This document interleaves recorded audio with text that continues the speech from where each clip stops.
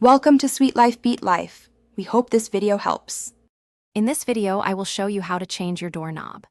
First, gather your essential tools like a screwdriver, tape measure, and your brand new doorknob.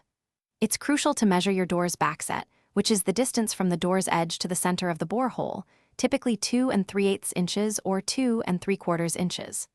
Also, confirm your door's thickness, usually between 1 3/8 inches and 1 3/4 inches, to ensure compatibility with your new hardware.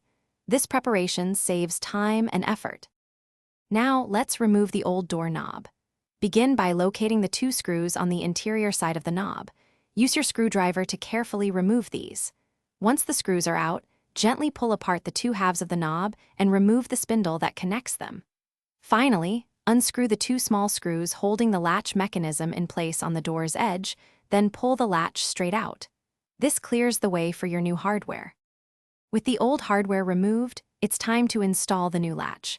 Carefully slide the new latch mechanism into the prepared hole on the door's edge. Pay close attention to the bevel on the latch. It should always face the direction the door closes. Once properly oriented, align the latch plate with the screw holes. Use the 2 new screws provided with your door knob kit to firmly secure the latch plate in place. Do not over-tighten, but ensure it's snug. Finally, let's attach the new doorknob. First, slide the exterior knob into the door, making sure the spindle aligns correctly with the latch mechanism. Next, position the interior knob, aligning its screw holes with the posts on the exterior plate. Insert and tighten the 2 screws to secure both halves of the knob. Once installed, give your new doorknob a thorough test.